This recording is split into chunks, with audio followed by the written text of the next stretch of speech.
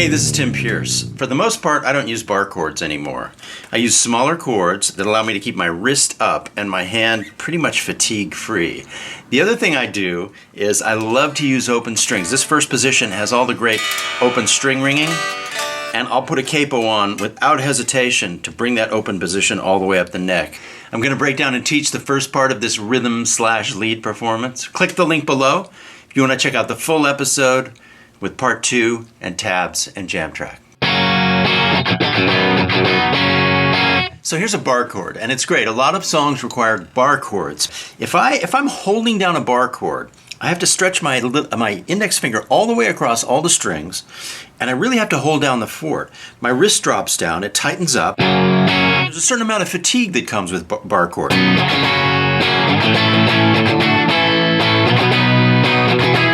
I can quickly feel the tension build up.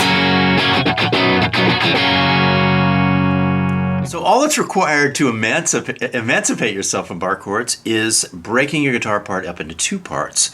That could be with a looper pedal, a recording device like a DAW, or another guitar player. 3 great ways to do that, so that somebody else is holding down the fort, maybe with just 2 notes.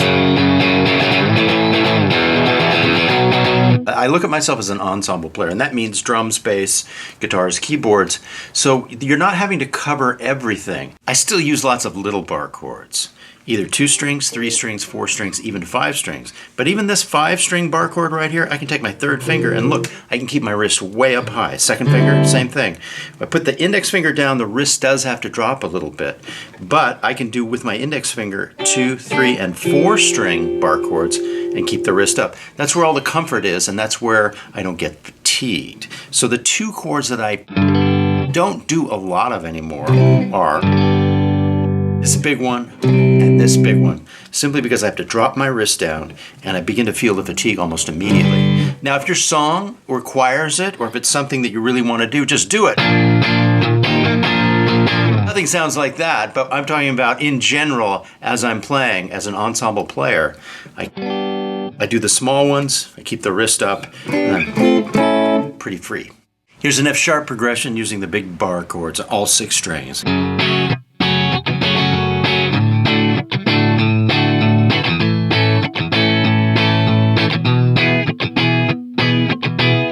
Sounds good. Takes a lot of muscle. Got to really kind of clamp down and hold things down. Not a lot of room to do other stuff because I have to kind of hold everything down. Now I'm going to let the other guy play the bass notes. The other guy being me a few minutes ago. And I can give up the bar chords. Let's see what happens.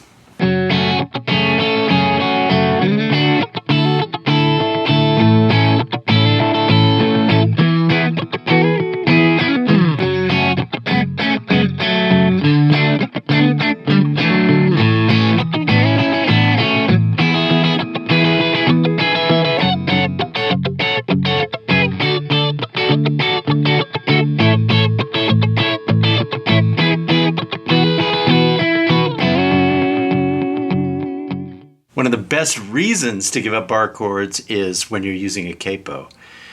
There's so many great open string, events that happen when you're in the first position. You're much better off using the capo and moving all of those events up and down the neck, wherever you need them, whatever key the song is in, rather than trying to reproduce them by holding down strings on frets. I'll demonstrate it.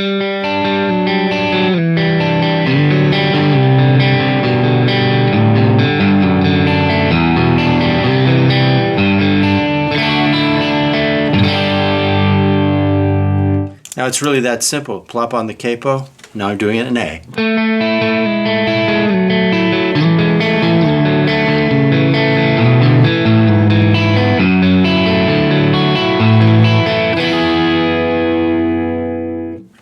Now let me try and do it without the capo.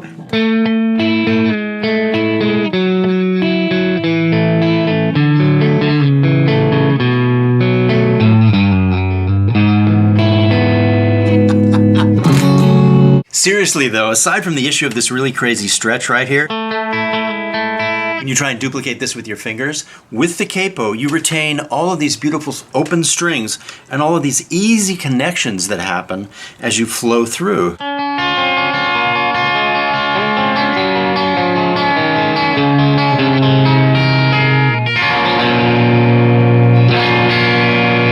And that's the real benefit of it. I was able to go down to the G&L factory the other day and take a tour and look at a bunch of their guitars, play a bunch of things.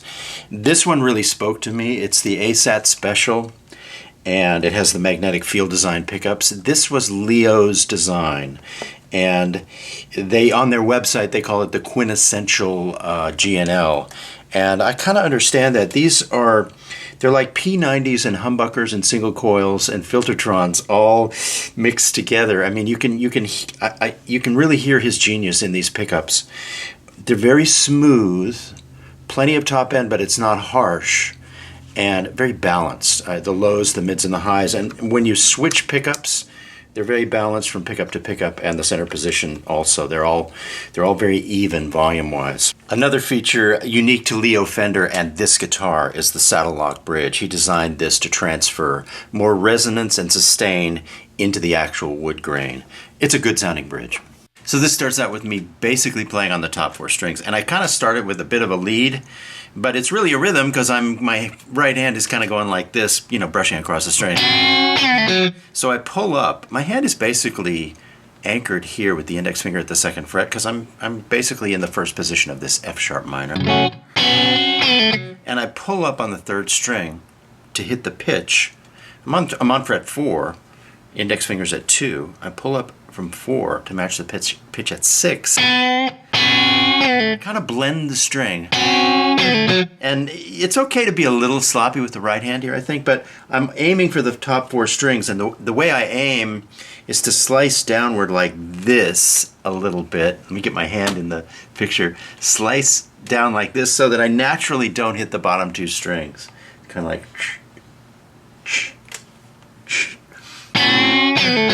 So pull up and blend with your index finger barred across the E and the B string at fret 2. And then drop it down. It's as if I were going, but I'm just blending in the high bar here.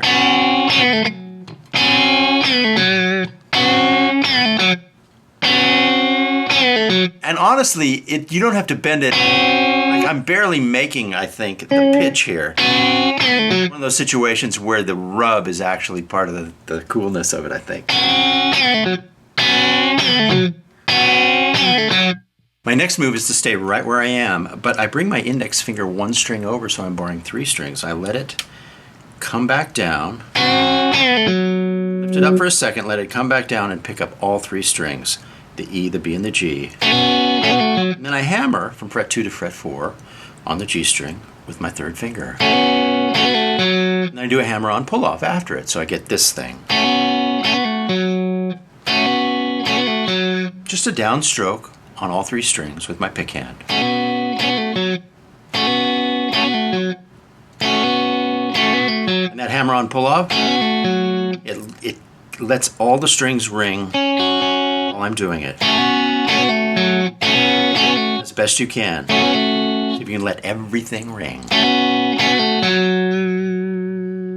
And then I move up to what is only a stop on my way up the neck, because I'm headed up here. But on the way up, I do this fragment of a D chord. I just go, and that's very rhythmy, you know, almost reggae rhythmy on the way up the neck. So I'm seeing the D chord here, but I'm only playing 3 strings. I'm only on the D string, the G string, and the B string. I'm on fret 7. I do 1 note, then 2 notes. In order to pick up these 2 notes, I just smash my 3rd finger down. Kind of a reggae stab. And then, on my way up the neck, we're still on D. The band is still playing D. So I see this D chord here. I drop 1 fret below so I can pick up kind of Hendrixism right here. 2nd finger, fret 10. Index finger, fret 9.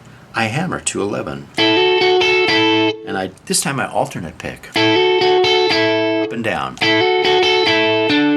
And then a down and back, grabbing this D note and coming back to this double stop. So the band's on a D chord, and I do this thing. Kind of Hendrixy. The band goes to A, let's see what I do. Yeah, then I do a similar thing, because it's the same shape moved over. Run this set of strings, and now do this set of string. D chord here, A chord here. So we do this, and then this. Let's listen again.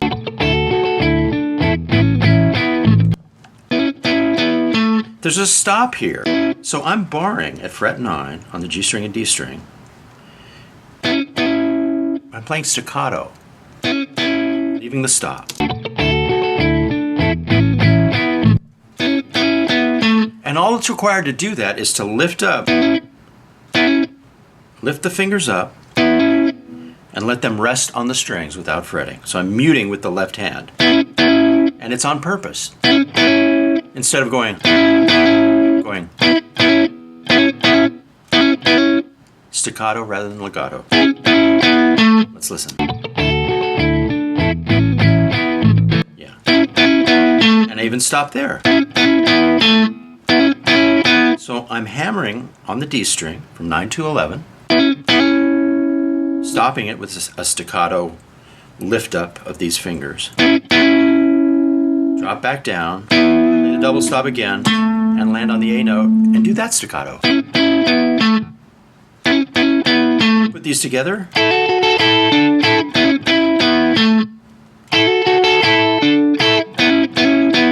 So the key is to bar here and then to bar here, and that sets you up for the whole thing.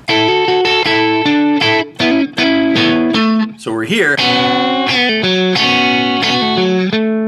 That's our stop on the way, and then we come up here.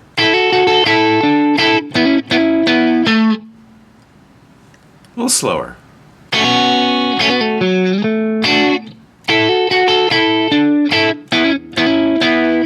One more time.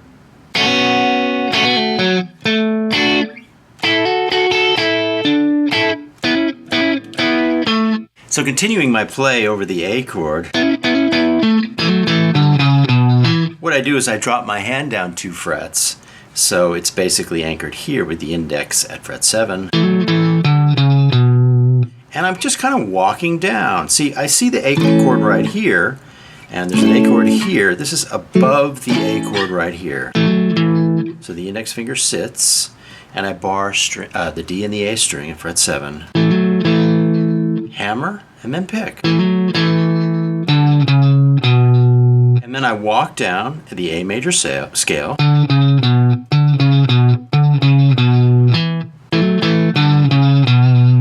So it's 10, 9, and 7.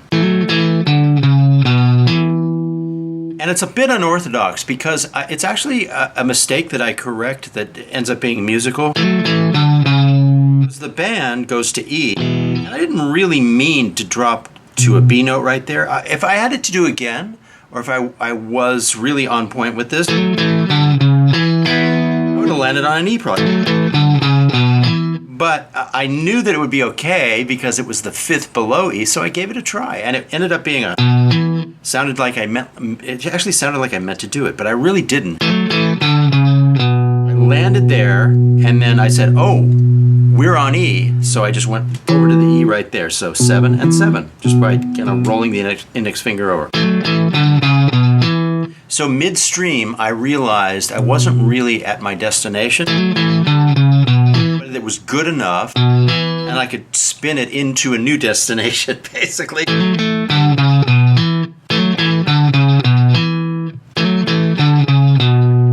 Because that's, it's the 5th of the E chord, so it's a very A-okay place to land. Now I move my hand back up to the E that's here. So the hand comes back up 2 frets. I've just done. I move the hand up 2 frets, and while I'm doing that, I do a small muted pick stroke, basically on the D string and the A string. See, as the index finger comes up, just muting the strings.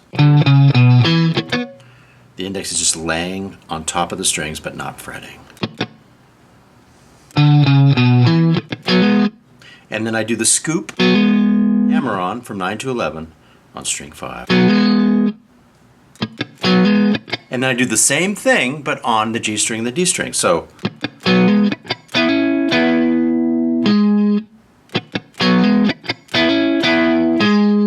and I'm seeing this E chord right here. The bend is on E. So that's the rhythm.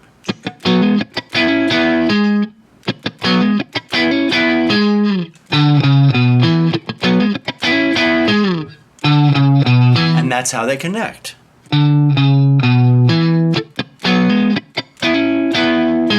So hammer, muted pick stroke, hammer again. Pick there at 11.